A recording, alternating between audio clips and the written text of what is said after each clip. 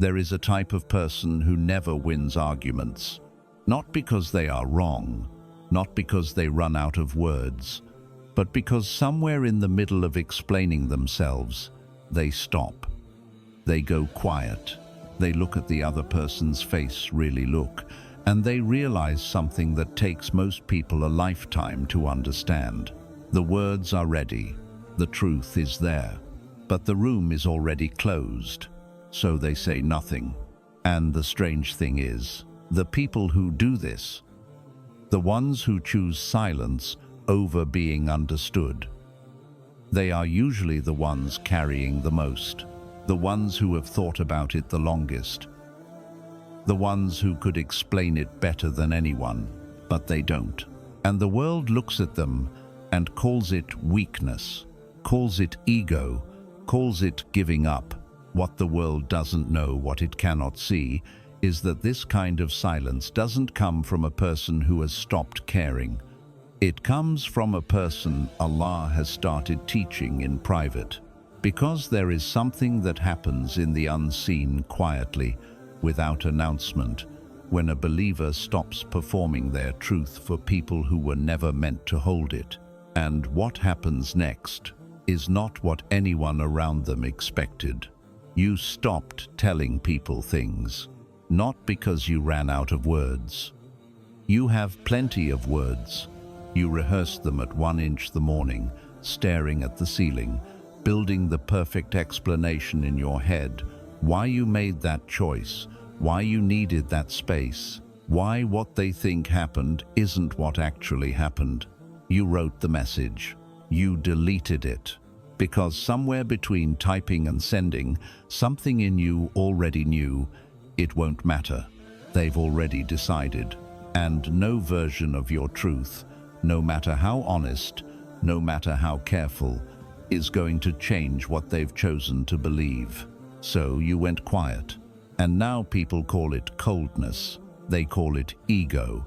They say you've changed, like change is an accusation.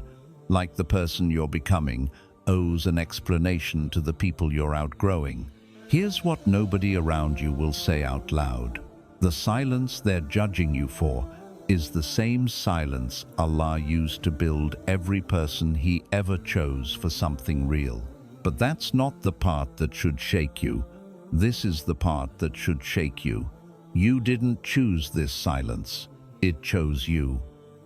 And the fact that it came without your permission, without a plan, without a blueprint, means it didn't come from you at all. There was a time not long ago when you would explain yourself to everyone. You would justify your choices, defend your pain, prove your intentions. You would send that extra message, that extra voice note, just to make sure they understood, just to make sure they didn't misread you, just to make sure you weren't the villain in someone else's version of your life.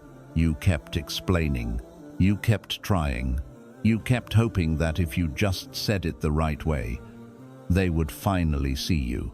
They didn't, and so you sit late at night, phone face down on the bed, replaying conversations in your head that ended weeks ago, wondering what you could have said differently, wondering why you always end up being the one who cares more, wondering why people who barely know you seem to move on so easily while you're still here, still carrying things that were never yours to carry alone. Ya Allah, why does it keep happening to me? That thought. You've had it more than once, maybe more than you'd like to admit. But here's what's actually happening, and this is where it gets deeper. There is a law in the unseen world that most people never discover. Not because it's hidden in some obscure hadith, not because it requires years of scholarship, but because you can only see it when you've lived it. And the law is this: when Allah wants to elevate someone, He first makes them stop needing people's validation to survive. Not by removing the desire for connection, not by making you cold, but by quietly, slowly, almost invisibly, showing you the difference between who genuinely belongs in your story and who was only ever passing through. Every person who left without explanation, every apology that never came, every room where you spoke and no one really listened, every time you gave everything and received barely anything in return. None of that was punishment. All of it was preparation. And this is not just spiritual comfort. This is a pattern that has appeared in the lives of every person Allah chose to carry something significant in this world. And before I tell you what that pattern looks like, I need you to understand something first. Most people think being misunderstood is a problem to solve. They think if they just communicate better, choose better words, find the right moment, eventually the right people will finally see them clearly. So they keep trying, they keep adjusting, they keep softening themselves, sharpening themselves, reshaping themselves, all in the hope that someone out there will look at them and say, "I understand, I see you, I believe you." And sometimes it works for a moment, but then the moment passes and the hunger comes back, and you find yourself doing it again, explaining, justifying, proving, chasing, a feeling of being understood that never seems to last longer than the conversation itself. Do you know what that cycle is? It is the cycle of a person who has not yet discovered that the one who understands them completely has been listening the entire time. Not on the other end of a text message, not across a dinner table, not in any human voice. Allah. The one who knew your intention before you formed it into words. The one who saw the version of you that you deleted before you sent it. The one who was present in every room where you were misread, every moment where you were underestimated, every silence where you chose not to defend yourself, and no one noticed the strength that took. He noticed. He always noticed. And here is what that means really. Means for where you are right now. Look at Yusuf, alayhi assalam. He didn't stand in the well explaining himself to his brothers. He didn't beg them to understand. He was thrown into darkness without a single word to defend himself. And in that darkness, in that silence, in that moment of complete helplessness, Allah spoke to his heart, not to his brothers, not to the crowd, to him. We reveal to him, "You will inform them of this deed of theirs, while they do not perceive." Allah didn't send Yusuf a crowd of supporters. Allah sent him a private promise. And then think about what came after that. Yusuf didn't get rescued the next day. He sat in that well. He was pulled out and sold like he had no worth. Like the boy his father loved more than his own life meant nothing.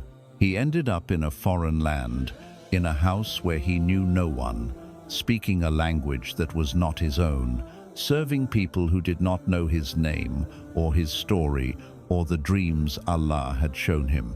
And then, just when things were beginning to stabilize, he was accused of something he didn't do, thrown into prison, forgotten. The man he helped, the one he asked to mention him to the king, forgot him for years. Years. And not once in the entire account do we see Yusuf collapse into bitterness. Not once do we see him running after people, demanding they hear his side. Not once do we see him threatening to expose the truth or manipulating the situation to make himself look better. He waited, in silence, in prison, trusting a promise that no one else could see. And when the door finally opened, when the king had his dream, when the man remembered, when the call came, Yusuf walked out of that prison, not angry, not broken, not carrying the weight of every person who had wronged him. He walked out, ready, because the silence hadn't wasted him. The silence had prepared him. And that is exactly what is happening to you right now. The crowd is being cleared. not to punish you, but to create the quiet that makes it possible for you to finally hear what only Allah is saying. Because here's what nobody tells you about the season where you stop explaining yourself. It feels like loss before it feels like freedom.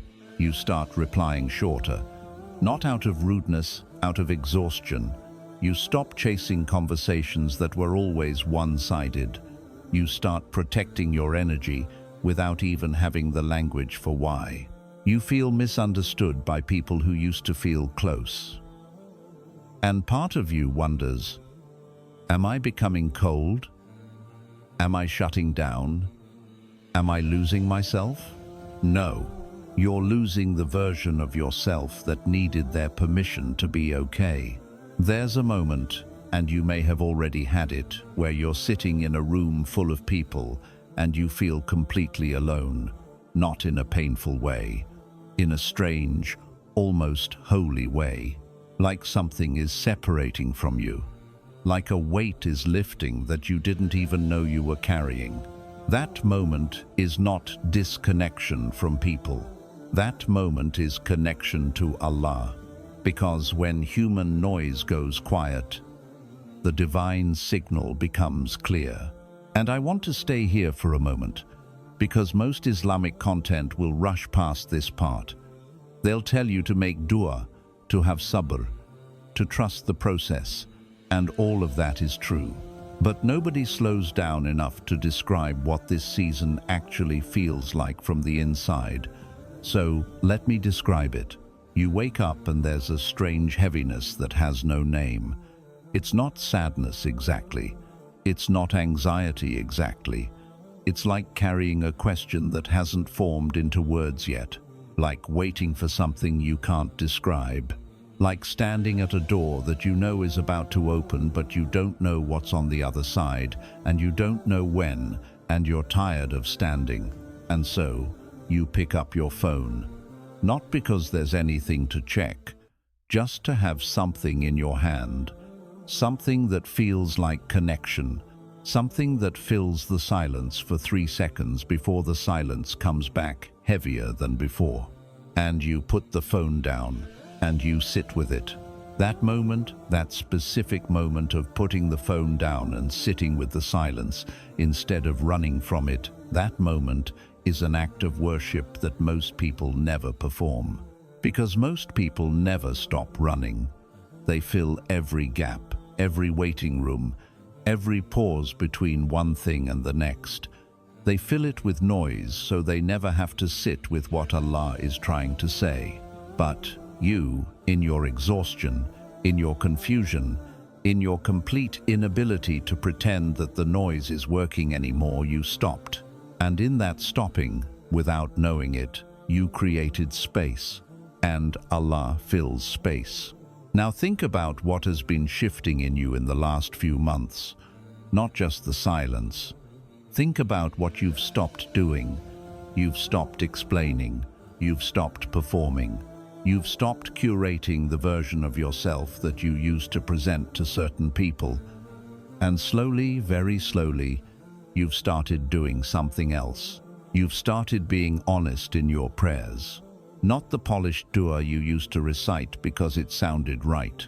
Not the words you borrowed from someone else's supplication, but the raw, unfiltered, barely coherent conversation at the edge of sleep where you say things to Allah that you would never say to another person.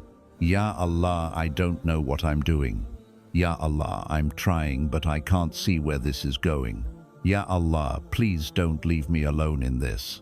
That prayer, that exact prayer, is more beloved to Allah than 1,000 polished words spoken with a distracted heart. Because that prayer is not performance. That prayer is truth. And Allah does not respond to performance. He responds to truth. Every time you explained yourself to someone who had already decided what they thought of you, you were spending spiritual energy on a closed account.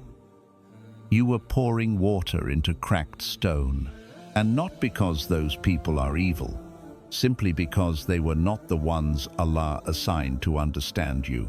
There are people in your future, your actual people, who will not need lengthy explanations. They will see you in one moment and understand what you spent years trying to communicate, because they are cut from the same silent cloth. They've been through what silence costs. They know what it means to keep going when no one is watching. But you cannot reach them carrying the weight of people who were never meant to stay. And this is the hardest part. Because some of those people, the ones you've been explaining yourself to, the ones who never quite understood, the ones who made you feel like you had to earn your place, some of them you love. Some of them are close, some of them are family. And this is where it gets painful in a way that is difficult to say out loud. Not everyone who loves you is assigned to understand you. Not everyone who means well can hold what Allah has placed inside you. Some people in your life love the version of you that was smaller, the version that was easier, the version that fit into the shape they had already made for you in their mind. And the new version, the one being built in the silence, the one emerging through the pressure, the one that is learning to stop performing and start trusting that version, unsettles them, not because they're bad people, but because growth in someone you love holds up a mirror, and not everyone is ready for what they see, so they push back. They question your choices. They remind you of who you used to be. They say things like, "You've changed," or "I don't know you anymore," or "Why are you being so distant?" And part of you wants to explain, wants to sit them down and walk them through everything that has been happening inside you, every shift, every realization, every quiet conversation with Allah that rewired something in your understanding. You want them to see it. You want them to understand, but you've tried that before, and the room was closed. So what does Allah ask of you in this season? He asks one thing. Stop performing your pain for people who cannot hold it. Stop shrinking your prayers to something that sounds logical to humans. Stop explaining your dua, your tawakkul, your tears to people who want a 5-step process. Your relationship with Allah is not a pitch. It is not a defense. It is not something you justify to people who aren't in the room where it happens. Pray in private. Cry without an audience. Work in silence.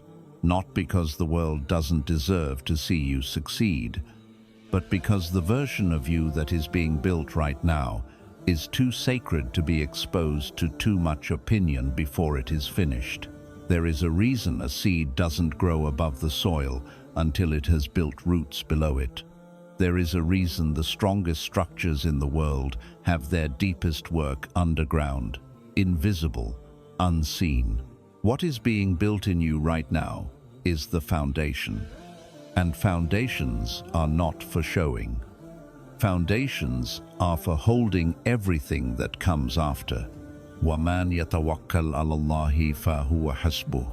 And whoever places their trust in Allah, He is sufficient for them. Not after you have explained yourself to everyone, not after you have received their approval, not after the world has validated your direction. He is sufficient for you now.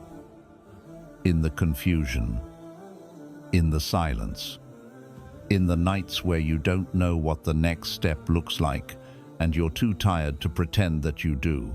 And I want you to really sit with that word, sufficient. Hasbu. It doesn't mean barely enough. It doesn't mean adequate. It means completely, entirely, perfectly enough. It means nothing is missing.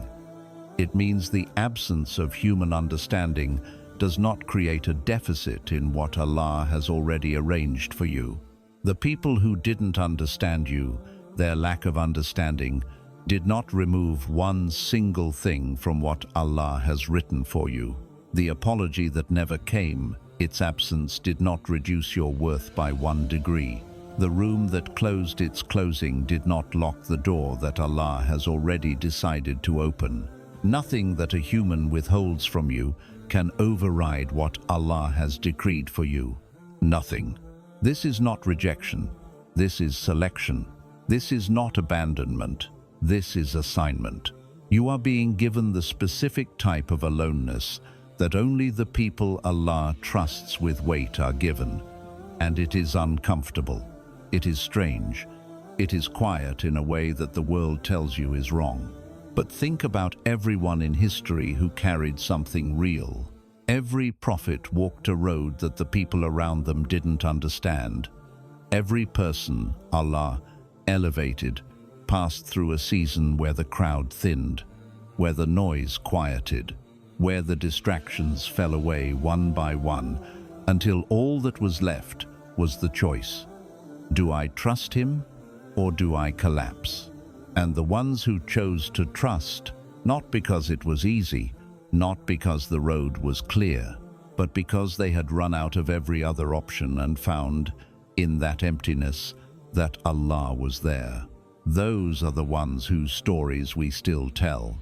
Those are the ones whose names we still say with love. And your name is being written in a story you cannot read yet. But it is being written. Every patient moment, every silent prayer, every time you swallowed the explanation and chose trust, instead it is being written. The day you stop explaining yourself is not the day you give up. It is the day you finally trust Allah more than you trust their understanding of you. It is the day you realize, if He knows, it is enough. If He sees the 2 a.m. you, the silent you, the trying so hard and showing no one you, then the whole world's opinion combined cannot touch what He has written for you. So let them misread you. Let them have their version of your story.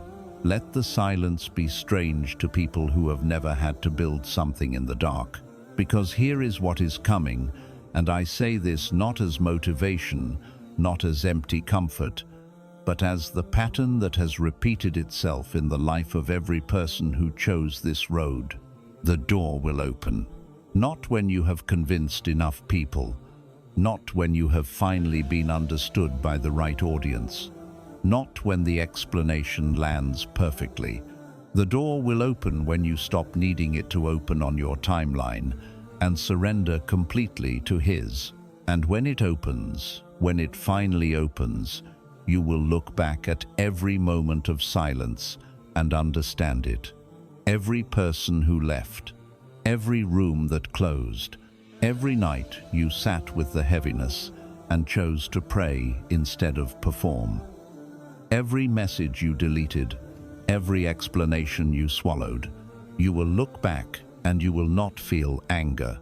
You will feel gratitude, because you will understand finally, completely, in your bones that if any single one of those painful moments had gone differently, you would not be standing where you are. You keep going, you keep trusting, you keep showing up for your prayers even when your heart is heavy. Because every sajda you make without applause, every dua you whisper without an audience, every act of patience that no one witnesses, Allah is counting it. Allah is using it. Allah is building you from it.